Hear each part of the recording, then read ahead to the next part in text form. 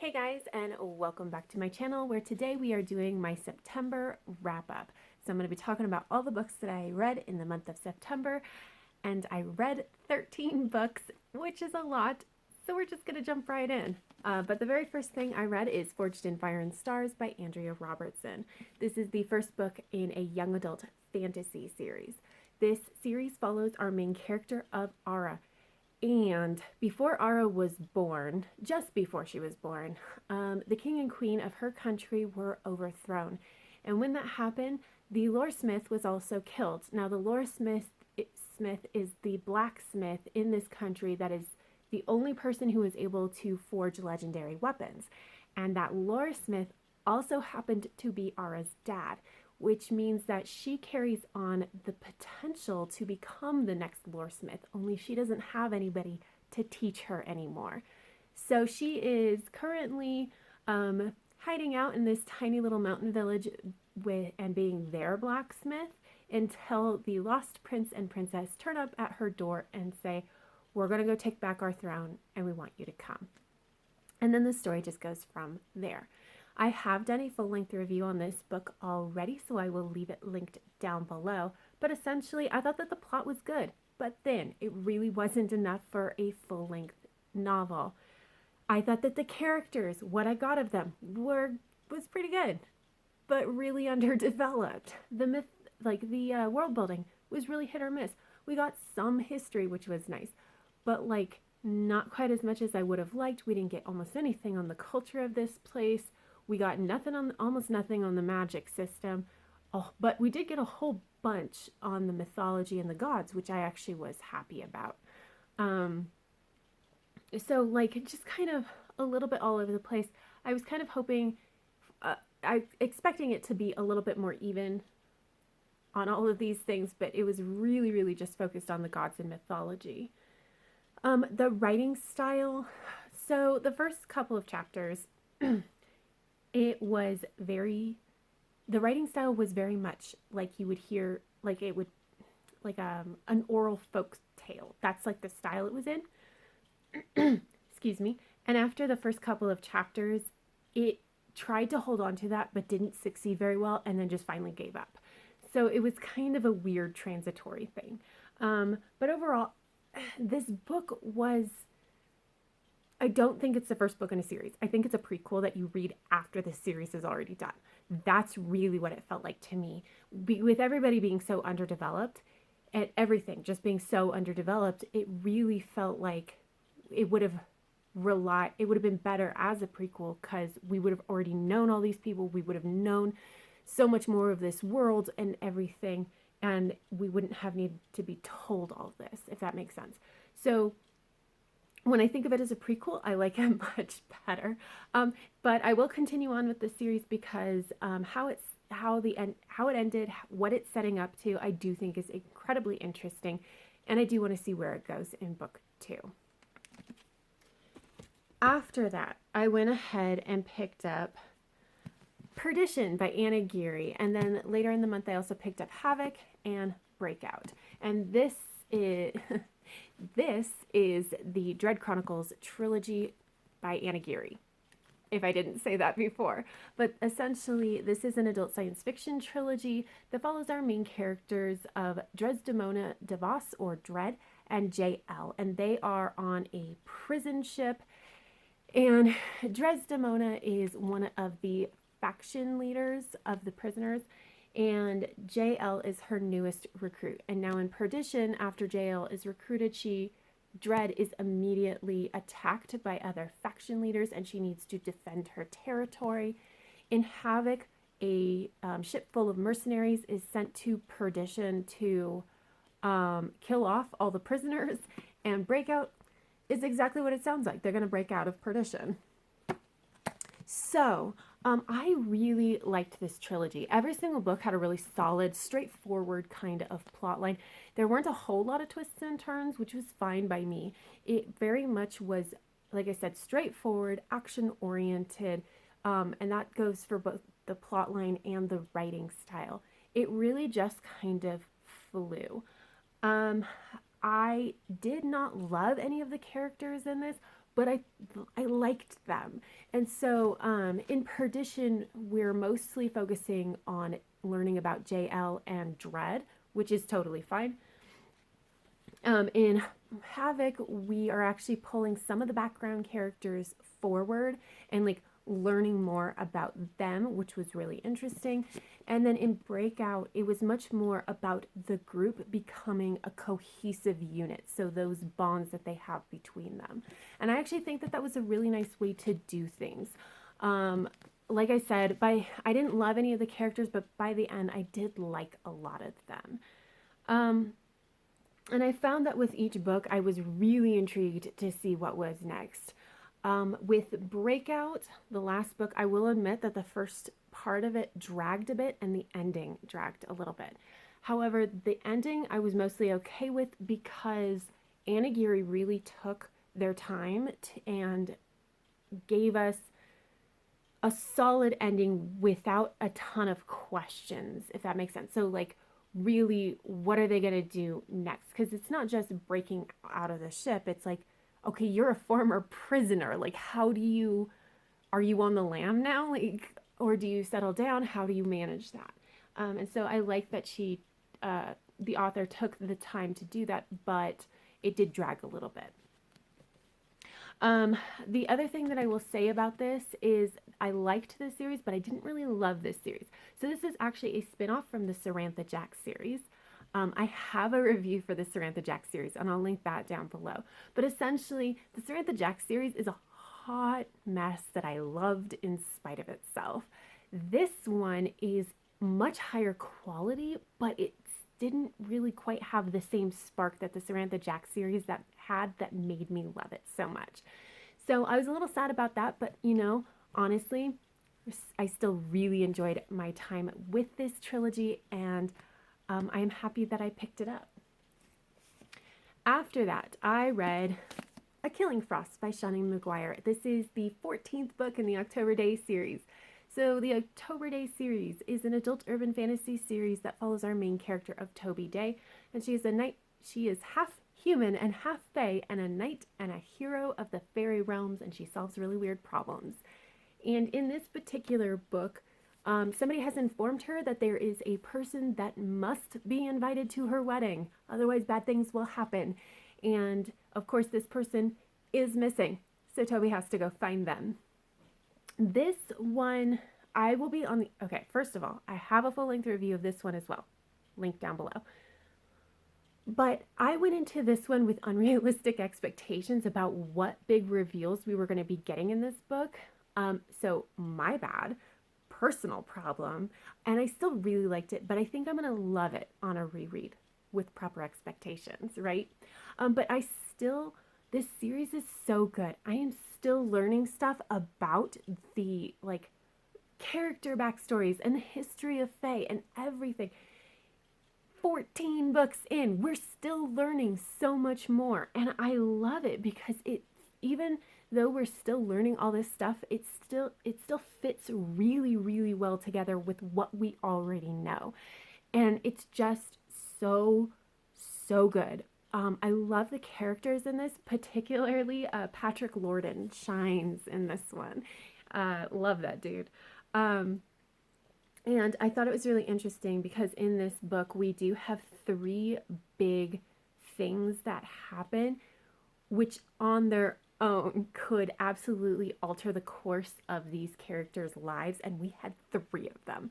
So I am really, really interested to see what's going to happen next. And now I have to wait a full year for the next book. But it was really good. After that, I picked up How to Steal a Dragon's Sword by Cressida Cowell, the 9th book in the How to Train Your Dragon series. So this is an elementary school fantasy series that follows our main character of Hiccup Horrendous Haddock III, who is a Viking in training.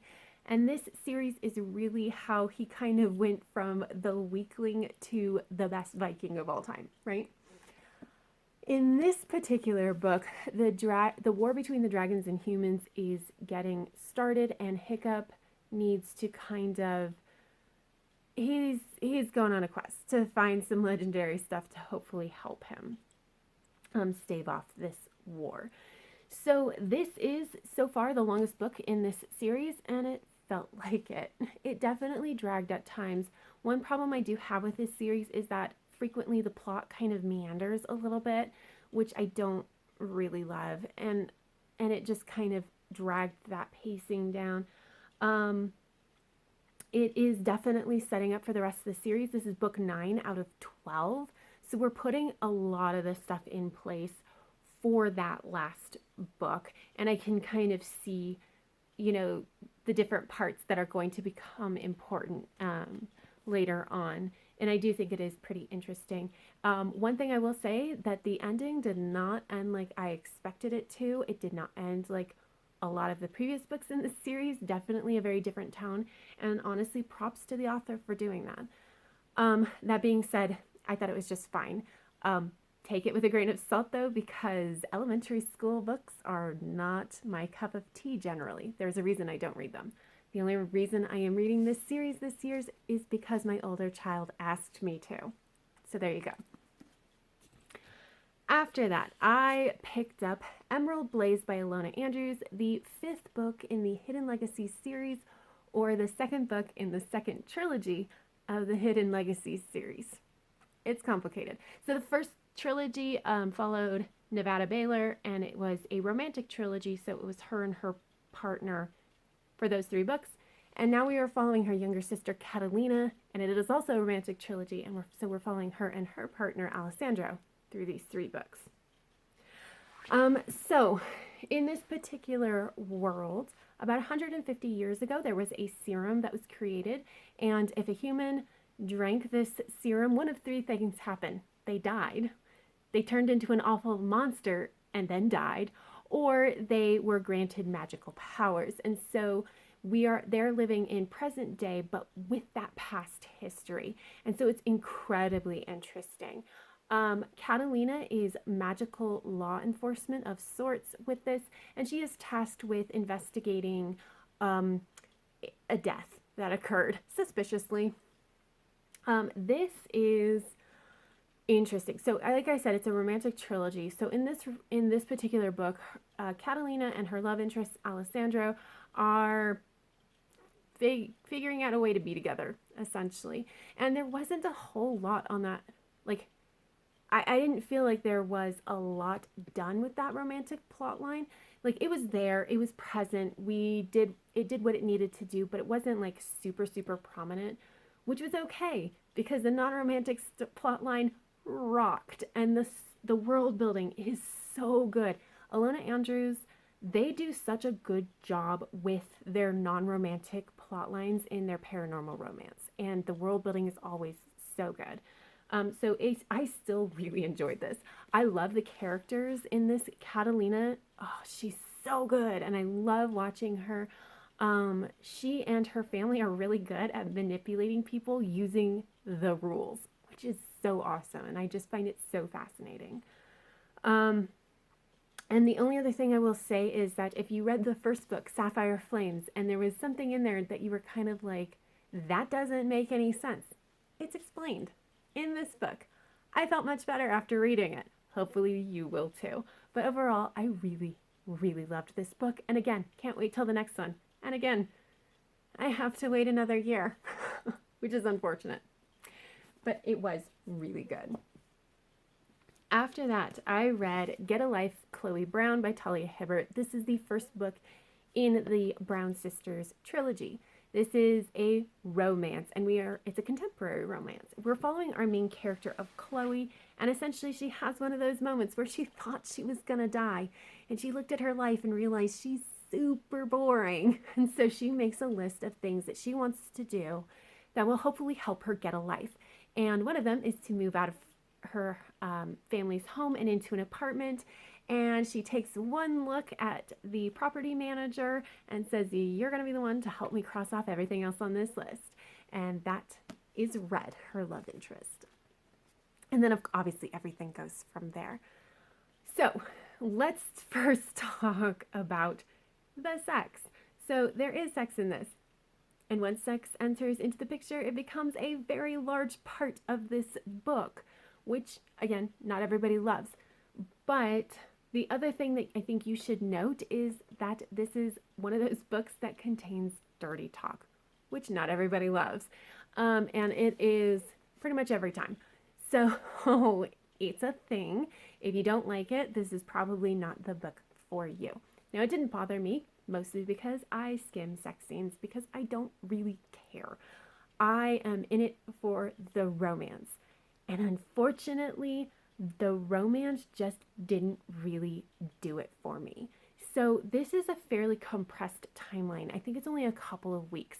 But by the end, they're not quite declaring undying love and I'm gonna marry you kind of thing, but it is like the I am so in love with you kind of thing.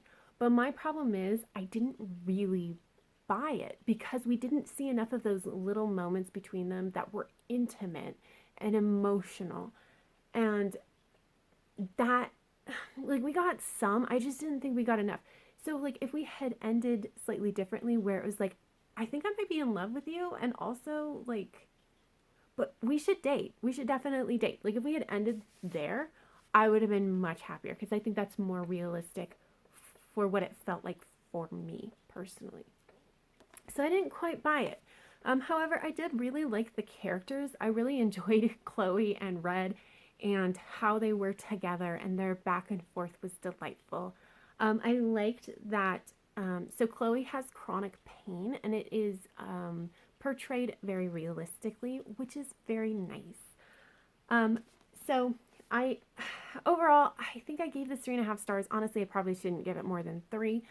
But I will continue on with this series because the next one follows Chloe's sister, Danny, and I am intrigued as to what that's going to be like. So kind of like in the middle on that particular book.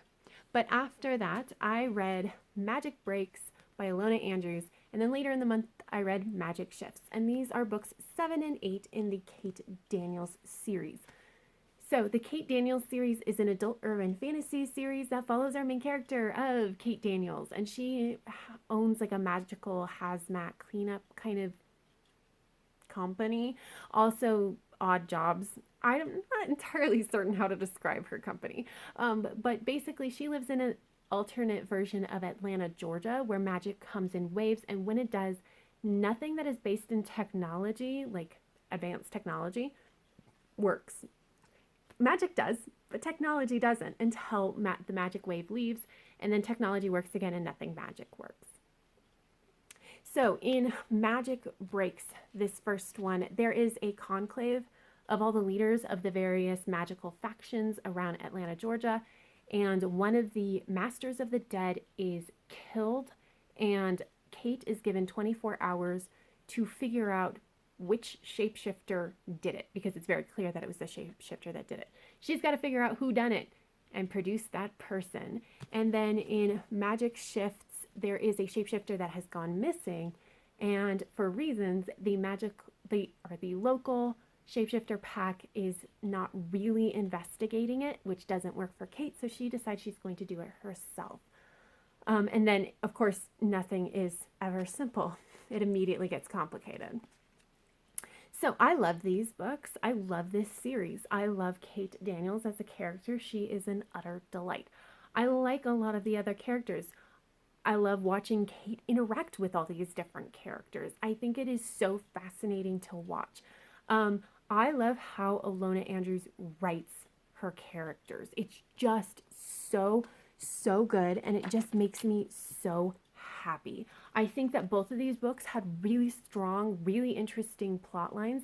Again, like, world building is so good. We're still learning new stuff. Book 7 and 8 that, like, I didn't really think we had a whole lot more to learn, and yet we're still learning things that, like, I mean, it's just so clear that this world is so vast and we're only getting just the barest hints of it. And I think that that is really, really interesting. The other thing is that in Magic Breaks, there is actually a prologue to kind of help you get up to speed, and it's written by a different character. So we get their perspective on everything and everybody, and that was cool too. But honestly, like, I love these books so much. I cannot wait. I'm going to be reading the last 2 books in the series next month and just cannot wait.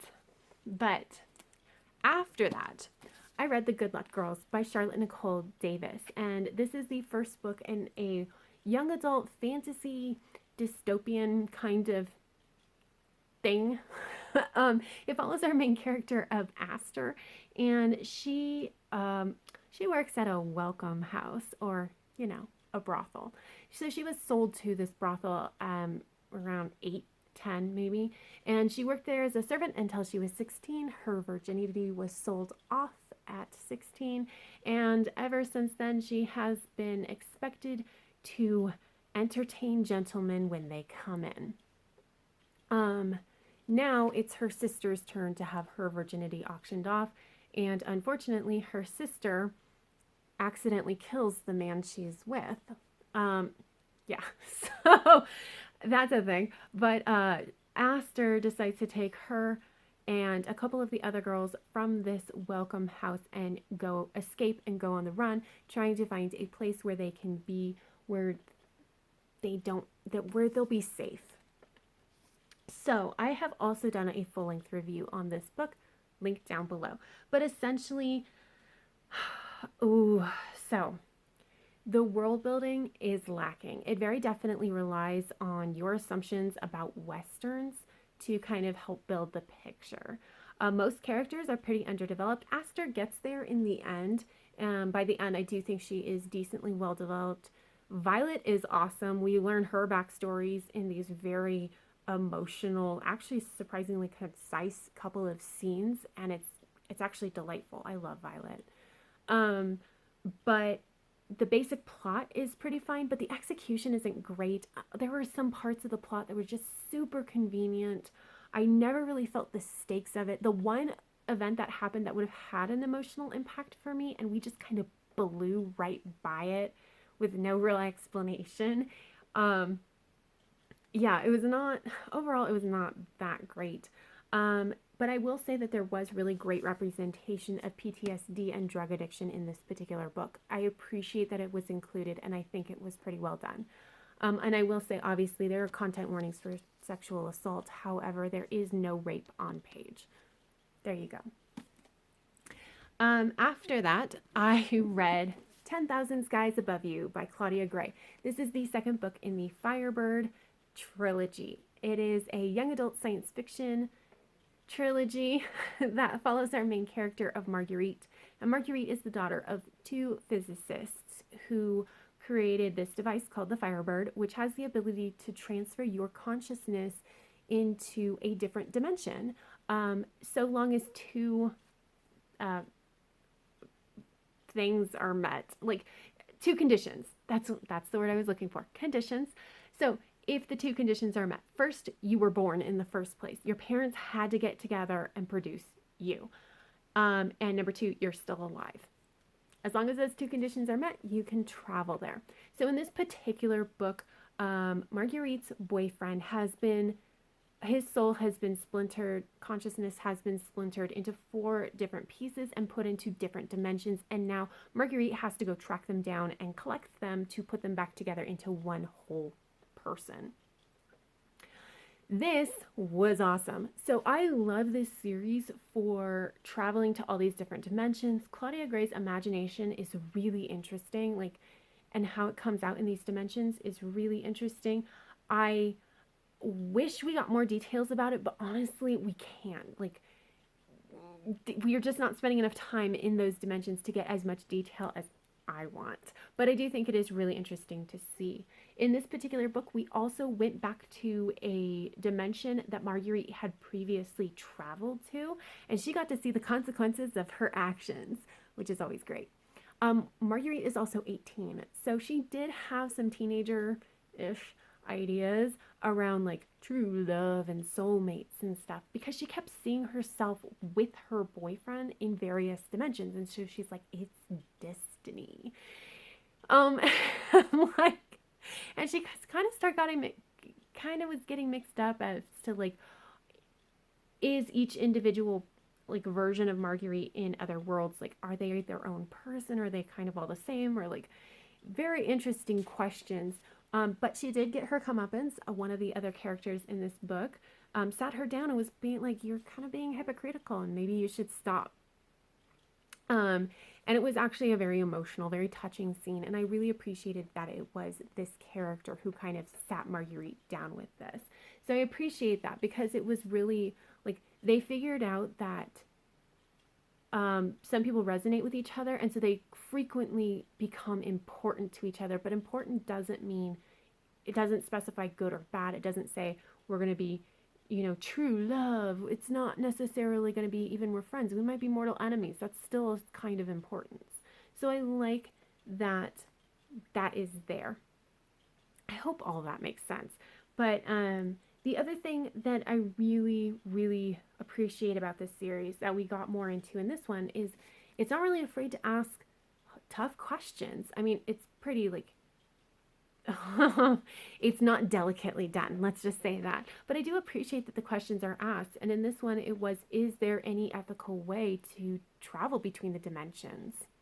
And how do we affect, like our consciousness affect our other selves when we go visit them? And how do they affect us?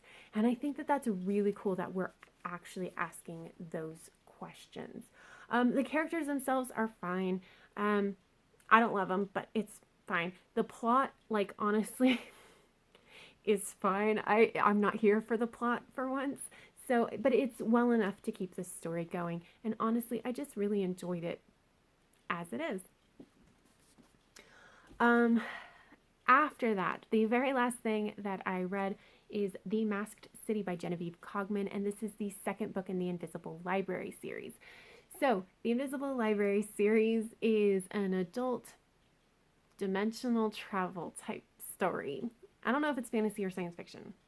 Probably fantasy. But we are following our main character of Irene, who is a librarian who works for the library. All caps. Or not all caps. Capitalized, right?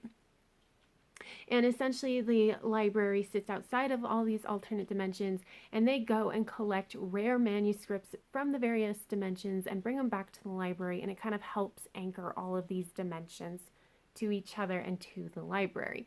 Irene has been put in as a librarian at residence in one particular dimension, and almost immediately her apprentice gets kidnapped and she's got to go after him and track him down. Now, I had actually read half of this book in April, and then I just didn't, and so I finished it up in this month. So, the first part of this book dragged a bit, and I didn't love the characters as much, and I was just really kind of having a hard time. But when I picked it up this month, it turns out I had stopped right before it got good. And so, Irene was so much better separated from some of these other characters. I love how she interacts with the world and how she kind of figures out, it's kind of like a spy figuring out how she's going to do this impossible task and then escape and everything. It was really fun to watch. And there was just so much action and it was so fast paced. So I liked it overall, like 3.5 stars.